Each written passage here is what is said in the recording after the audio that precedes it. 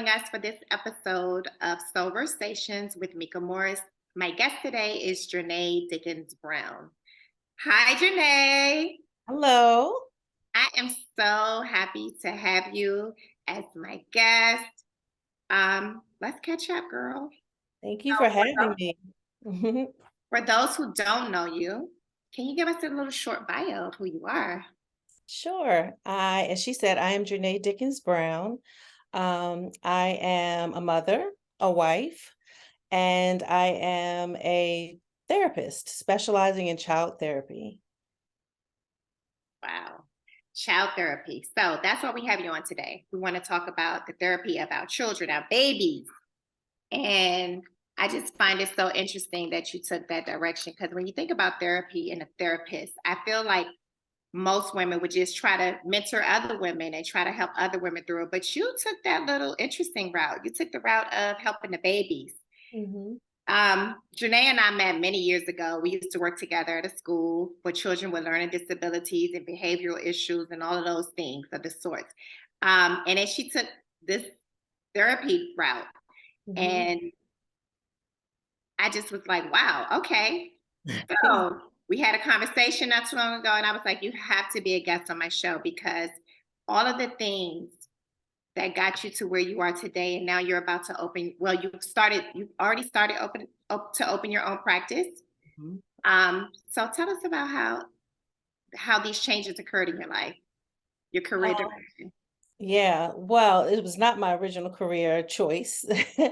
I've been doing this for 25 years now, 25 years. I was a actress. I was trying to go to Hollywood, Broadway. I just wanted to be in front of the camera. I didn't have anything to do with working with kids or education. But as they always say, you tell God your plans and let him laugh at you. You'll see what happens because this was not anything that I wanted to do. And so my mother, who was an educator for almost 40 years, she taught pre-K at the same school in Baltimore City for almost 40 years, Wow. told me you needed to get a job with some benefits. Like you're chasing this lifestyle, you want all this stuff, but you're old enough, you're off my insurance, it's time for you to get a real job. And so I winded up working in a school as an information resource specialist, basically a computer lab tech, just sitting in a computer lab all day. And it just kind of stuck. I kept trying to get out and trying to do other things, running into New York, running to LA, auditions, and it just did not catch for some reason. But this school system job did, it was every year they wanted me back, and I didn't understand why. I didn't feel like I was doing anything worthwhile.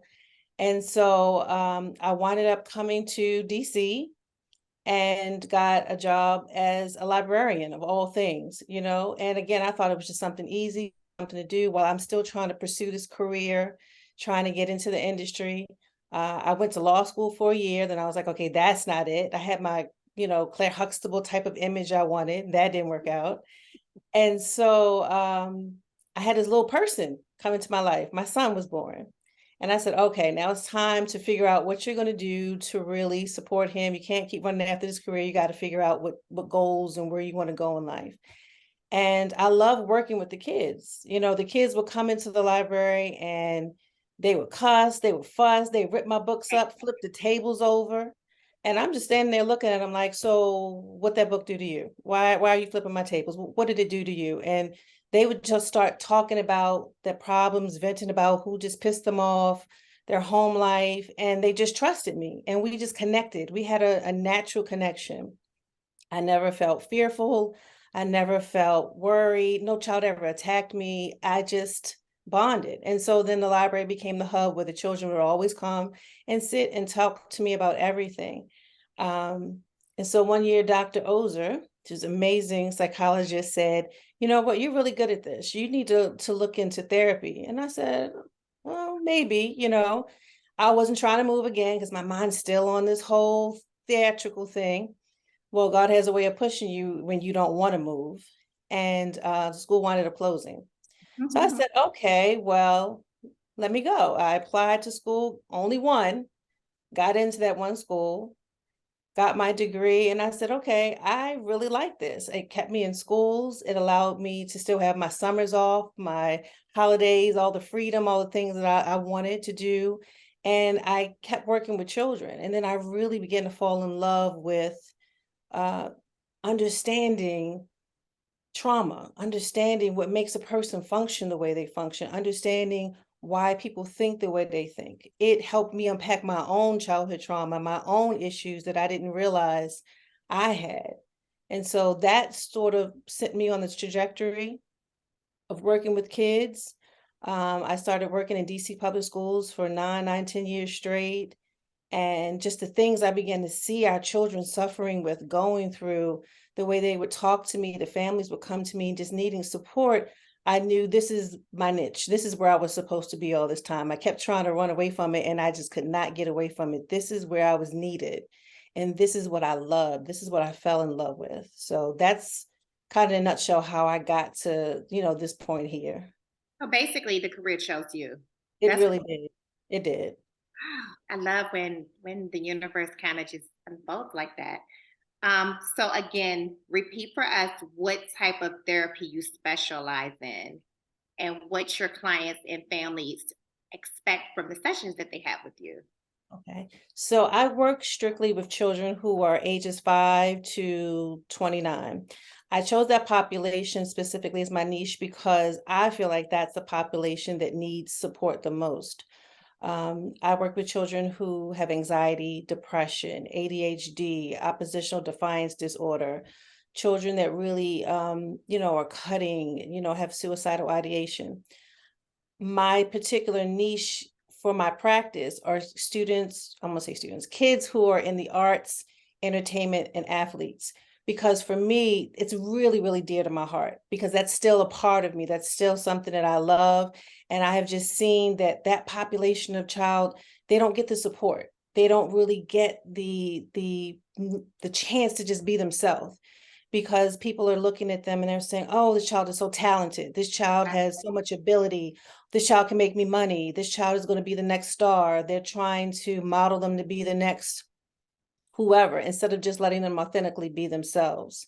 So in the practice, I specifically work with that population of child, dancers, singers, athletes, basketball players, soccer. It doesn't matter who they are, where they are in their career, to give them the tools that they need to really to manage, to survive, to thrive out here, especially in that industry, because it's serious. The trolls on the internet, the things that they have to read, the things that they have to go through. And can you imagine adults dealing with this, but a child taking all that kind of stuff in is really, really, really difficult. So that's my specialty. I find it interesting that you picked that niche because one would think that those kids don't have issues because they are so talented. They are, I mean, think about it. You got to have good grades to even be in a sports or a dancer or all of these things. So, to even, and because it's already your background, so that means you've already been around those kids and you probably already saw that firsthand. Um, how has that helped your clients because you already have the experience as a reference? Because I do have that experience, so I can connect with them. I'm just not a therapist who's coming in and saying, "Oh, just sit down and tell me your problems. Okay, here's a prescription, or here's this, or here's that." They understand, oh, she's been through what I've been through. She understands, to a certain degree where I'm going, where I'm heading. And the parents appreciate that because I'm just not someone who has this degree who's, trying to tell them what to do. I've lived it. I experienced it firsthand. And so I find that they trust me more. We sit down and we talk about their career goals. We talk about the performance anxiety. I can relate to them. I tell them my story. I'm a very transparent therapist. I tell them my stories. I tell them my horror stories, my hiccups, my embarrassing moments, and they appreciate that. It's personalized. So it really helps them to be vulnerable. Yeah, Mhm. just to be vulnerable, to be truthful, where they might not be that way with someone who doesn't understand the industry that they're in. I tell them things that I've seen, I experienced things that, and then they start sharing stuff with me, and I'm like, ooh, okay, so let's talk about that a little bit more. Where they necessarily might not want to tell their parents, this happened when I was at this audition, or that happened when we went away for, a practice game or something like that. Because you've experienced some of these trials and tribulations, what are some of those experiences that you relate to your clients? Some of them are things such as rejection, Mhm. going on to auditions, 100 of them and not getting called back for one. If you don't really know how to process that, it could really mess with your psyche. So sharing that experience with them, telling them it's okay, that's just not for you. You're going to keep going forward. You might have 100 more, but that next one, that's your ticket. So just keep pursuing. Helping them navigate this adult world. They're children, they're young adults in this very adult industry. And they're Working. seeing a lot, working and going to school, and Mhm. then having to come home and do things and not really having that regular child social life. And explaining to them that, what that looks like and how it's okay to take a break, to take some time off, to take a summer off, to just go to camp and be a child. The drug industry, I mean, drugs and alcohol, that is huge. I mean, that is a huge one, where it's okay to say no. You don't have to get caught up in that whole world. um I say this a lot, that I tell them and they laugh, and my husband says stop saying it, but I said I thank God I didn't get what I wanted, because I would have been on the pole of the pipe. And that's the truth. He said, don't say that, because you weren't that gullible, but I was gullible. And when you're young and you don't know, when someone's offering you something, you're like, okay, I want to fit in. And you start taking stuff or drinking stuff and you don't know what you're getting involved in, that becomes a slippery slope. So explaining that to them, like, you don't have to do that. Your body is your temple. You don't have to engage in anything just to try to make someone happy or to get a role or think that's going to get you, in the industry. And they kind of look like, I don't. No, you don't. I didn't have anyone to tell me that, but I'm here to tell you, and I'm guiding you on what you need to do. I give them examples of different people in the industry, who had to persevere through certain situations. And they hear that, but you don't hear that normally. You don't hear someone telling you you don't have to do this. You hear your parents maybe pushing you because you're going to be the breadwinner, you're bringing in a check. You have the agent, you have the manager, you have whoever it is really trying to get you to go further and do things because of their own self-interest. So teaching them to be honest, to stop and reflect. Why are you doing this? Are you doing this because you want to, or are you doing this because you feel obligated to, or that you have to, or this is going to get you a role? Even things from sexual promiscuity, or what do you think that's going to lead? Why do you feel like that was okay? If you were uncomfortable, what made you not speak on it? And letting them know and think about that. And they do, and, oh, I didn't think about that, or I don't know. In the moment, I didn't know what to say. Well, look, let me tell you what we're going to say. Let's practice. Let's practice. It's a technique we call empty chair, and it's usually used when there's a person who wants something that they want to speak about, and that person isn't there. Well, that person is there that just offered you this situation, this drug, this role, this uncomfortable place. What are you going to say? How are you going to address it? And giving them a chance to really practice what to say in those moments, because things like that do occur. And if you don't know how to handle it, you've never thought about it before, you could find yourself, in a very compromising position, compromising your morals, your goals, and just going down a really slippery slope. Let me ask you a question. Mhm. So, you're how often are you seeing this with your clients? Because, that's a lot. A lot, a lot. Really, Just about every session with a child who's experiencing something like that, a lot. really. Especially the drug and alcohol use. I mean, definitely, where Do it's you now think? common. Okay. So, are the parents aware before they get to your office, or are you having to have that conversation after the fact? No, parents are not aware. Mm-mm. Mm. And I tell them of confidentiality, certain things that we have to disclose and certain things that we don't, and then I'll ask them, would you like me to have this discussion? I need to speak on this. I think this is for the best. They're going to support. And then having a discussion with the parent, look, I need to tell you something. We need to talk about something, but I need for you to be able to handle this. We're going to work through this. Let me do what I do, but your reaction is going to determine their action, you Mhm. know.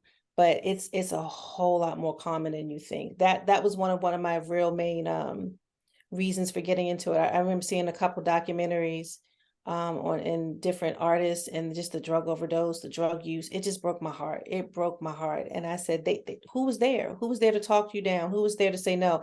Everyone was engaging. Everyone was, pushing, for here, take this drink, take this pill, take this, do that. But where did anyone stop and say, why are you doing this? You don't have to, or giving them the tools to help you get out of these particular situations.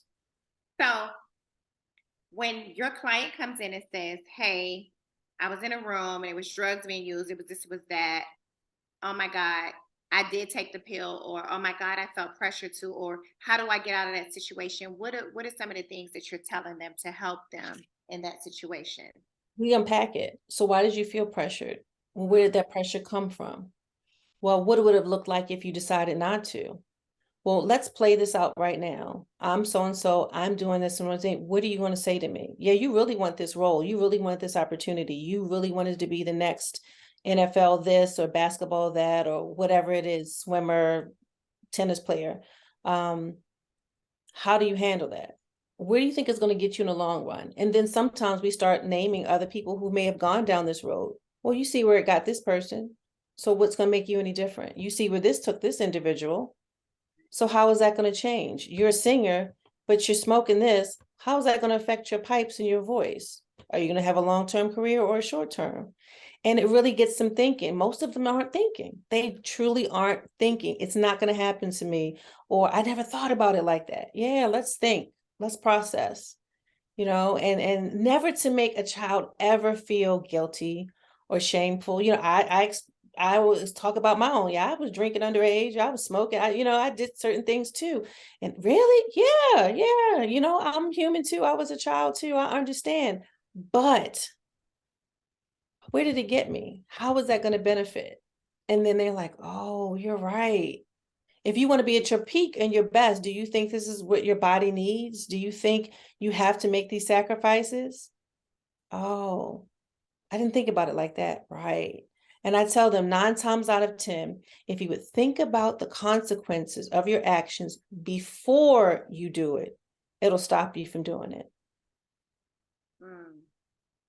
Again, going back to communication. And honestly, I think to round out most of the conversation is literally that we need to literally just communicate with our kids on every level. Like, I mean, I think sometimes we get so caught up in just the birds and the bees and a baby. You don't even talk about the drug use or the suicidal thoughts or all of these other things that kids have going on in their lives. Yeah. And Wow. being transparent within yourself.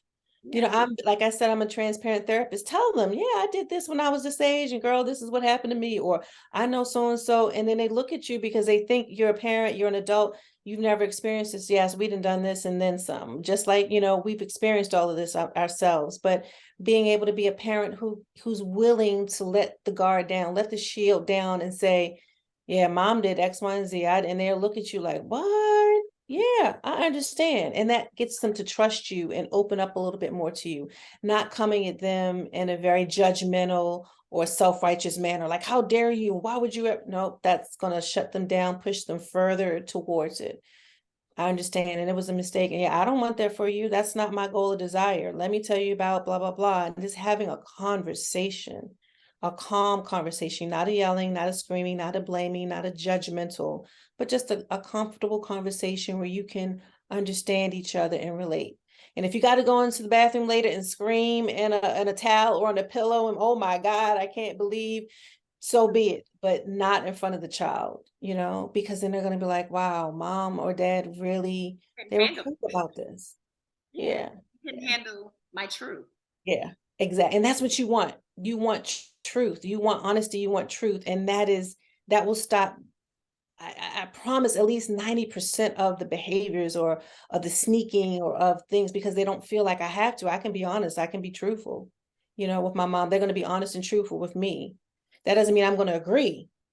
That doesn't mean I'm going to give you a pass, but you can come to me and we can talk about it. How do you connect with your clients through Zoom? I'm sure you have some Zoom clients out there. Yeah, I work with most of the older babies in Zoom, my 16 to 28-year-olds.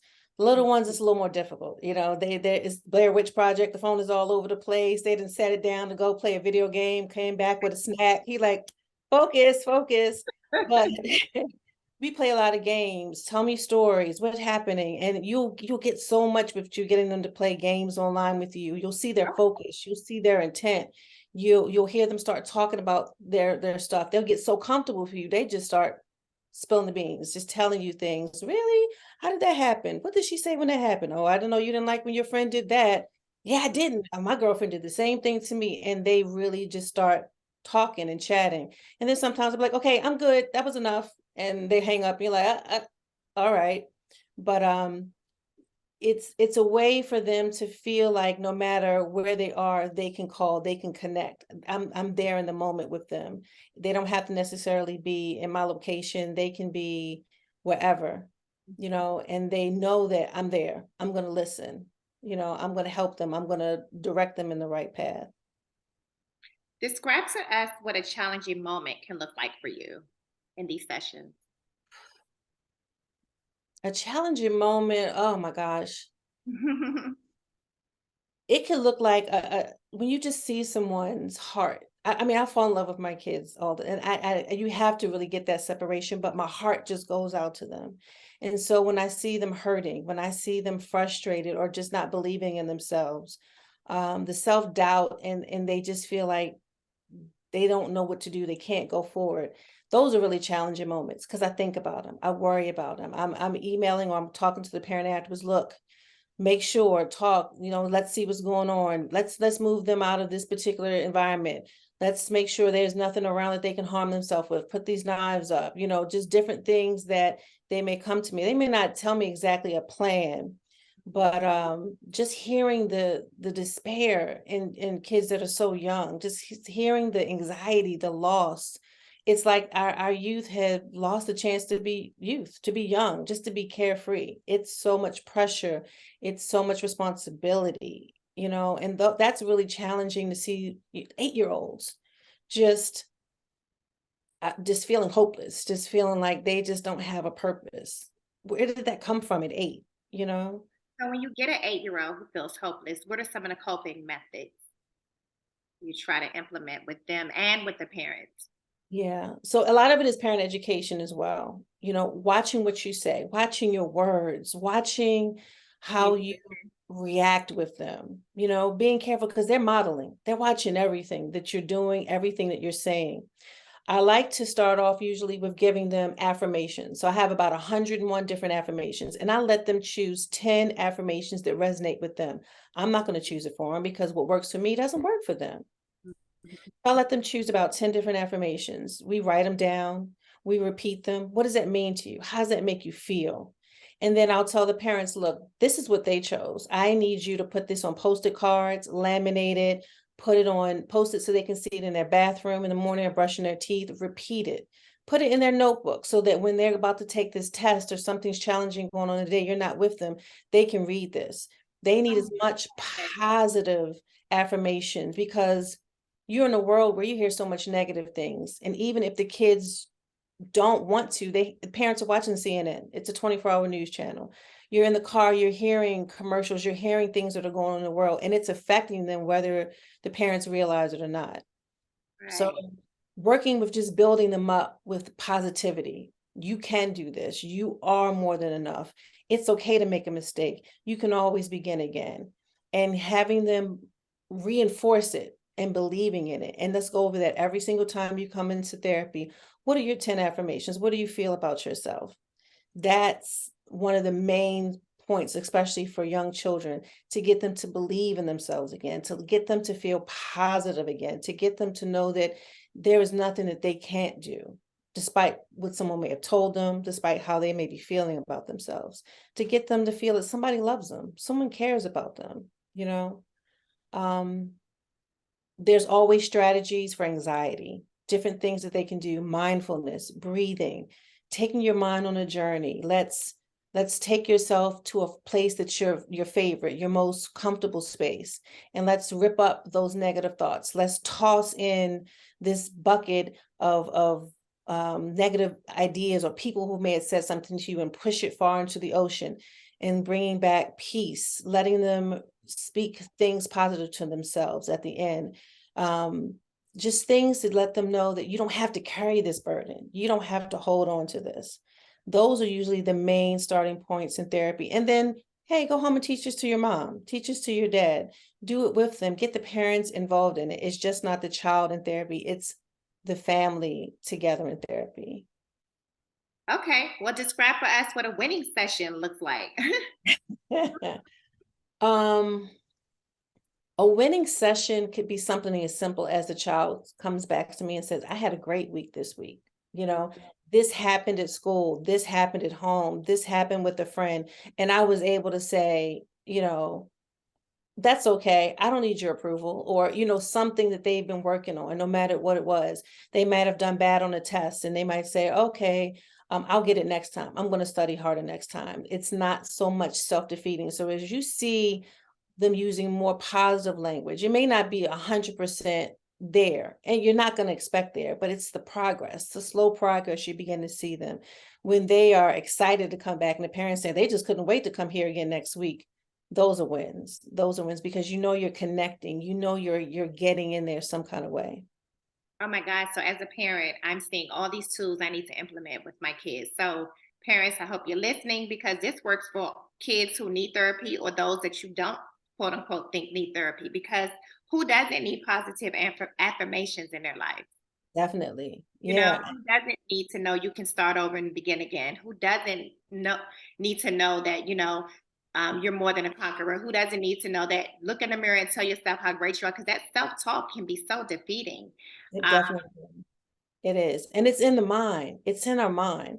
It's yes, what we believe, is what we're playing. So if you're constantly playing negative, I'm not enough, I'm in trouble, or the parent, you're constantly, you're not smart, you're stupid, you get on my nerve, even though you're in the moment. And as adults, I want to say, we are adults, we're humans, we make mistakes, we are going through our own life issues. But when you're dealing with your child, even if you have to come back and say, you know what, I apologize, that yes, goes a long way. I am human, I made a mistake, I should not have said that, I was tired, I was angry, I was frustrated. That does so much for a child versus, well, they'll be all right, well, they're just a child, I don't have to kind of get out of that old mentality and the old thinking and start saying, I love you, mommy's flawed, and I'm going to do better. And then really working on steps to doing better and going along this journey with them makes a huge difference, because at the end of the day, that's what all our kids are looking for.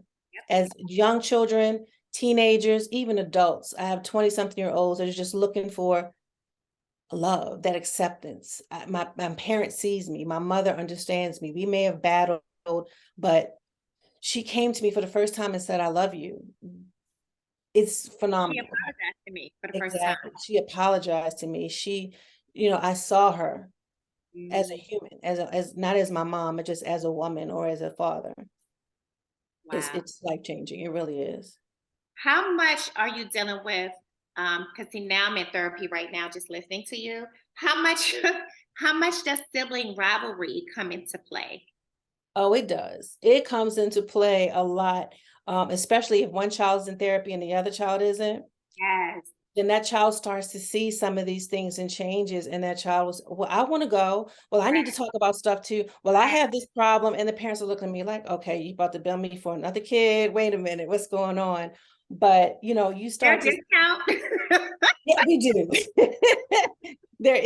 We do discounts, and it's difficult because therapy has become this stigma that, oh, it's just a money grab. You have these big companies out here now that, especially over the pandemic, that are, doing what I call this fly by night therapy.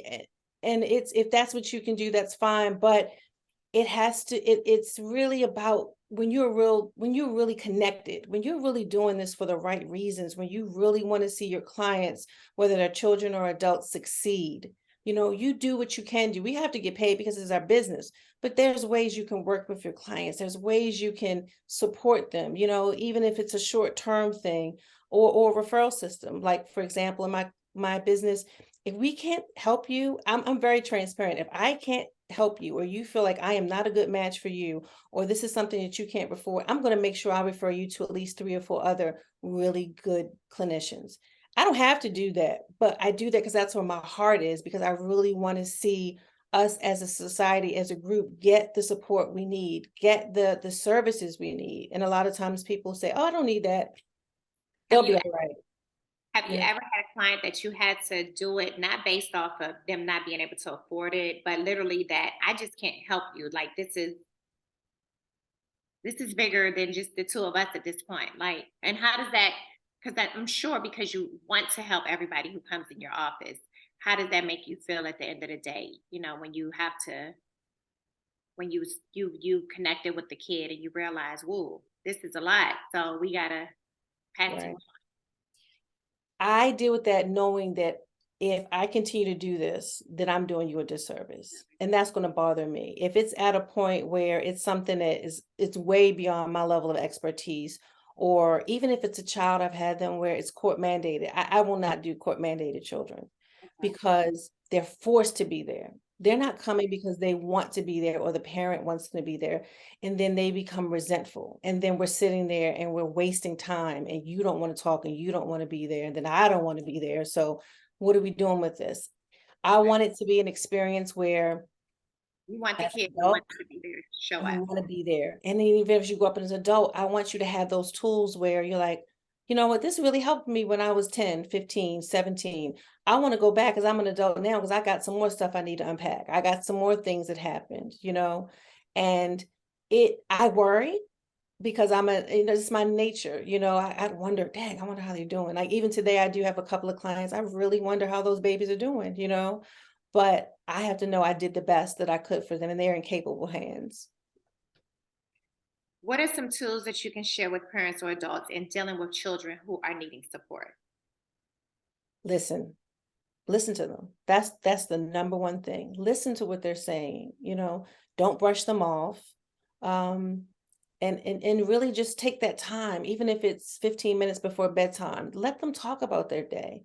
Really hear what they're telling you, because kids will tell you, they'll tell you a lot, and you just won't hear it because you may be preoccupied or you're tired yourself. But really try to listen to what they're saying. Watch their actions, look at their mood. Don't necessarily give them, well, how was your day? You're going to get fine, Mhm. good. That's all you're going to get. Tell me what interesting thing happened to you today in at recess. What were you playing with? Did you guys go outside? It was really sunny out. Change your language. Did you have lunch today? Did you eat? What did they have for school lunch? They had pizza. Oh, I know you love pizza. Who else was eating? Did you get more pizza? Did you share? When you ask them those questions, they're like, she's talking to me? Okay. And they start to have that communication back. As they get older, as teenagers, though, that's a lot different. A lot of teens don't want to talk. They kind of tune you out. So I tell them, okay, you might ask them a question, they don't want to talk, walk away. All right, fine. You don't tell me nothing. And keep going. They'll be like, wait a minute, she's not asking me more. She's not inquiring, she's not getting on my nerve. And Mhm. then next thing you know, well, yeah, we had this test today, and you're like, what? Okay, really? And get the communication going. And then when you see that there's something going on in schools, there's school counselors, there's school social workers, communicate with the school, find out what's happening. I know right now in mental health, it's a huge need and there's wait list, but look and see what you can do to get your child talking to somebody, even if it's for a few sessions, give them that opportunity to speak with someone because it will definitely help. It will unpack so much that they may be feeling or going through. Parents usually think, oh, trauma, childhood trauma. Oh, my child hasn't experienced anything like that. Oh, we didn't, they've been fine. It could be something as simple as they had to move schools because you relocated. You Mm, know, they lost the pet and they're really sad about it. Their friend relocated somewhere else and now they feel alone. Those right. things they come back up in different ways. It doesn't always have to be the big, trauma we think about. It could be small traumas. It could be, I had a great summer and now I have to go back into the school, which, with COVID, that was huge. Kids didn't want to go back in. Those Ooh. are those are just things, parents, this just the little things. Again, just the little things. Is there a connection you think between the parents' childhood trauma in relationship to their children's experiences with trauma, like a generational trauma? Yes, there Okay. definitely is. Parents can sometimes transfer their trauma onto the children without even knowing it. Parents will come in and they'll say, "Oh, my child has anger issues, and my child can't sit still, and my child." And then I work with this child, and I'm like, "Well, where's all these issues you were just sitting here telling me about?" And it's not necessarily the child's issues, it's the parents' issues. And you can project your childhood issues. But when my mama did it this way and my daddy did it this way, so this is what I'm going to do. Well, how did that work out for you? Stop and think about how that made you feel. Did you feel loved? Did you feel supported? Did you feel heard? Or were you just told to sit down and shut up and do what I say? Or the things that you experience, are you now overprotective of your child because of something that may have happened to you that you didn't unpack, as an adult? Are you hovering? Are you, if you weren't a straight A student, but now you want your child to be a straight A student, and that's was your desire, are you pushing that pressure on them? Or even in entertainment, if you were, desiring like myself to be an actress and you didn't become an actress, are you driving this child to become something they may not want? That happens a lot more than a lot of parents, want It to. is. Yeah. And they say it under the pretense of, "Oh, well, I'm just pushing the best for my child. I just want to see the best." But what does the child say they want? What are they saying they need? And as parents, sometimes, yeah, you do have to push them along. Like, look, I see your talent and your ability, and I'm going to support you. But are you really hearing when they're saying, "I'm tired," or "I need a break from this," or "I'm just not in love with this. This isn't my calling anymore." Again, it all circles back to just sitting down and really taking the time to really hear what they're saying and taking it into consideration. I'm not saying go out here and just change everything. I don't want to play sports and I don't. No, you're going to finish what you started. But if they are really, telling you this is not making me happy, or you're seeing signs of just depression or just withdrawn or anxiety, or they're just isolating themselves, pay attention, pay attention. Ooh. Well, what role do you think the pandemic has played in your clients' mental health in general? Whew. Hmm. Where That do I start? key question. It has played a tremendous role in our kids' mental health. I don't remember being 8 or 10 and feeling the things that these kids are feeling or doing what they're doing. Being home, there was so much unsupervised time. There was so much domestic violence that they got to see. The internet was most kids' world, and they have seen too much, from porn sites all the way down to violent video games to talking to strangers, across social media. Um, Being isolated, being at home, being by themselves, feeling disconnected from friends, from family. It has played a huge, huge part, not only in their mental development, but in their academic development. So many of them are just so far behind. Some of them are still to this day having a really hard time getting back into the swing of things because they're not used to sitting in class all day. You have a baby who was in kindergarten when the pandemic hit, and then they're back in school in the second grade. Well, where was that growth and development? Where's that socialization? I don't have nap time anymore. I have to be here. I have to sit in class, and I got to do what? I'm about to freak out. It's 12 o'clock. I'm hungry. I'm used to taking a nap now. I'm used to my snack, and you're not letting me do it. Well, I'm about to flip this table and I can't handle it. And then it gets labeled, as some type of disorder when it really isn't. It's developmental. They just haven't had a chance to catch up. They haven't had a chance to process what this meant, what happened in their world. And as adults, we are like, okay, I got to go to work. We got to get back to school. You got to get back to this normal life. But what is normal for, especially the younger children?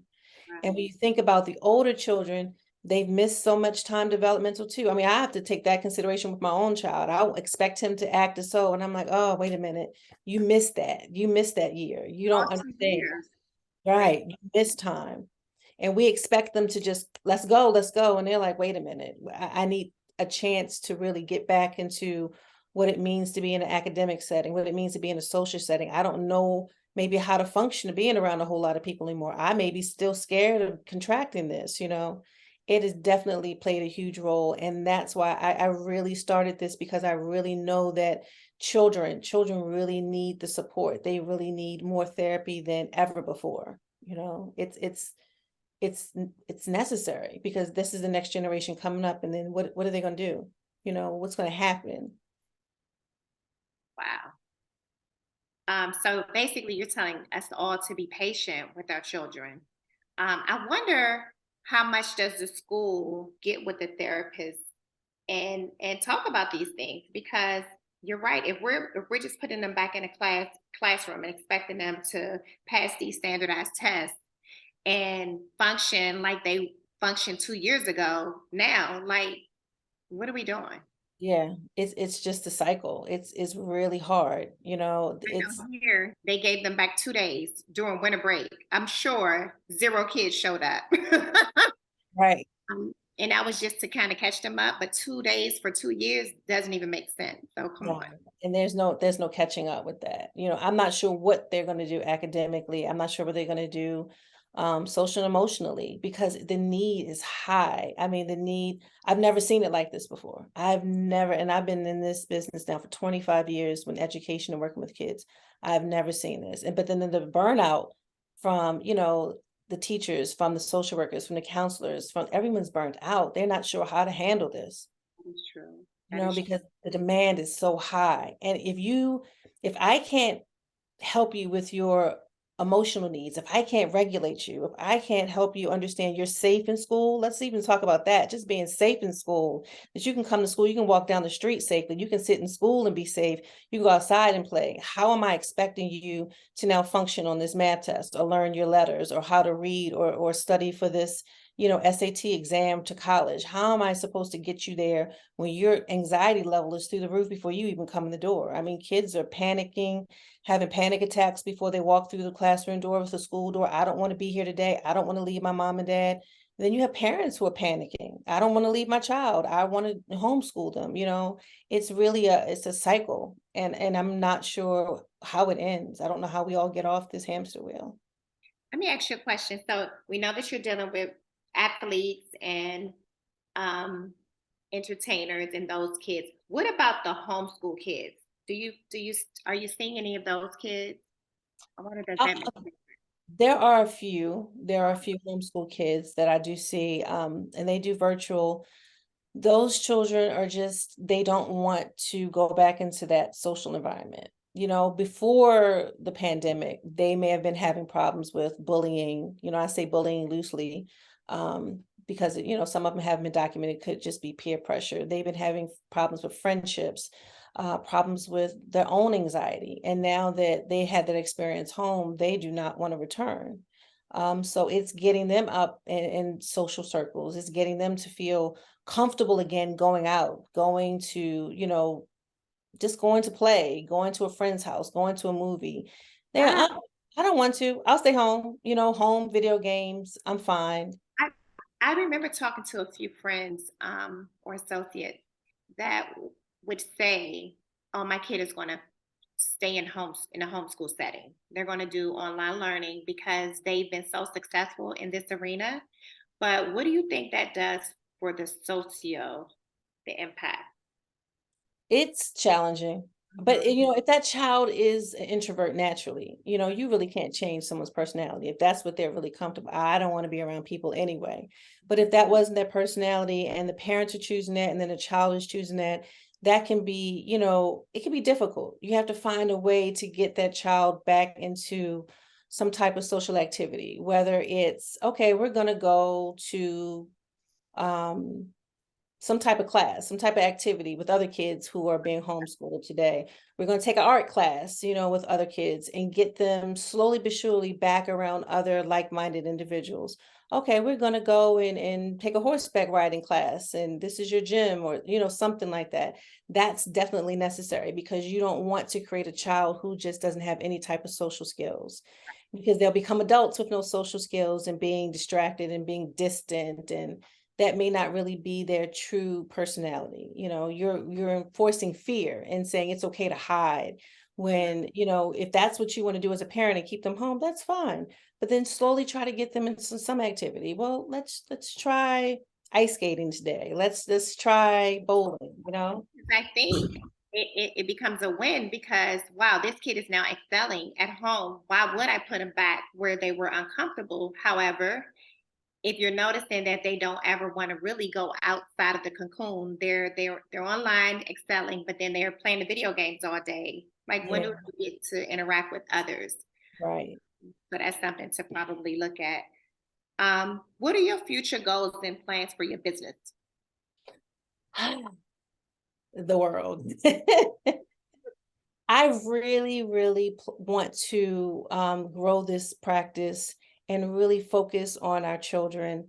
I really have my heart for my Black and Brown children because culturally, we are not in therapy. We are told to pray about it and go on about your business. And while prayer is fine, I have no problems with that. God gives others abilities right here and now and techniques to support in addition to, you know. So my goal is to really expand the group practice and specifically target that niche working with children and have it in different areas and just not, you know, in this Washington, D.C. area, you know, but have them in different states. I would love to have it in different countries because they need it, you know, more, you know, in places like Jamaica or places like Haiti or DR, where they, you know, may not have the resources that we have here. They may not know, you know, how to communicate that level because they're focused on something else completely different. So being able to do more trainings, do workshop, teach other teachers signs to look out for depression, signs to look out for suicidal ideation, how to coach these parents on what to do, how to communicate, how to break generational curses and just generational training and transitions and say, okay, it's okay to love, it's okay to hug from the male's perspective as well as the female perspective, and really be intentional about it. We want to create a nonprofit so that it's not going to be a financial hindering to a family who says, look, I really want my child here, but I can't afford this rate. Well, you know, we have this grant, we have this scholarship that can take care of X amount of payments or X amount of sessions. But you got to be willing to do the work. You got to show up with the child too. You got to be here on time. You know, holding the parent accountable as well as supporting the child, and just not on a local scale or a national scale. My dream would be to be on an international scale, really making an impact. The name is NE Beautiful Mind, and I love to play on it because it's the letter N and the letter E, but it says any beautiful mind. We work with any beautiful mind, you know, and it all starts in our mind. It's what we believe about ourselves. It's breaking down what we may have been taught as adults, but seeing what our children need and what we can give them now based upon what we've learned, what we've experienced, how we've grown. It's giving education to families, it's giving education to children so that they can become better citizens, they can become more aware, they can unpack, you know, issues, they can unpack trauma, they can talk about things, especially our males. I definitely, you know, want to see a lot of more males in this business. You know, I would love to be able to offer scholarships to males to go to school for mental health, to go to school for counseling, to go to school to become social workers, psychologists, so that you can, you know, show them it's okay. We can talk about this. We don't have to hurt each other. We don't have to hide. You don't have to be so strong all the time. We can process your experiences and just kind of create a more positive and uplifting, you know, mental health group versus, you know, we're just going to tuck it away and sweep it under the rug and not deal with it and lash out later on and then tuck it away again. You know, that's my goal. That's what I would love to see. I love any beautiful mind. Yes, that is Yeah. beautiful. Yeah. So, while you're dealing with any beautiful mind, how do you, on a regular basis, show yourself that self compassion and self care, Jer'Nae? I have really been learning a lot to put myself first. You know, in this industry, you worry about your clients, you worry about your family, you worry about everyone else. But if I go down, I'm no good for anyone. So I have a therapist, and it's okay. Therapists have therapists. Therapists should have therapists because you're hearing so much and you need to be able to offload that Mhm. because it can get toxic, it can get heavy, it can haunt you in your dreams. You can, you know, really take on that when you really are passionate about what you're doing. I take spa days, I take mental health days, and I go to the spa for the day just to unwind, or I'll just ask everybody to get out and be at home for some hours by myself. You know, I meditate, I go for walks. I have a gratitude journal. I just start writing everything that I'm thankful for. I mean, everything from just waking up to being able to walk, to being able to talk, to, you know, being able to have a family, anything that you can imagine. I'm just writing it down, and it changes your mood. It changes your energy. It makes you feel appreciative of where you are and what you have. I am working on this, you know, full time. And so my days are 6, 7 hour day. I mean, 6, 7 days a week, 12 to 14 hours easily, you know, but then I have to know this evening, Fridays, I don't see clients. Fridays are my family times. Fridays are time for me to just shut it down, rewind, give myself a break. You know, Friday evenings, I won't check emails. I put the phone down. We are having family time. There's no cell phones at the dinner table. We're going to talk now about what's going on. That's something we implemented this year, you know, just to kind of give ourselves a chance to be present, you know, and not only do what I tell my clients, I'm practicing it. I'm putting it into everyday implementation. I have my positive affirmations that I speak out to myself. So not only I'm teaching it, I'm preaching it, I'm working it, I'm a part of it, I'm living it. You Wow, got to, you got to. that's good. That was good. What advice are you most wanting your clients to walk away with?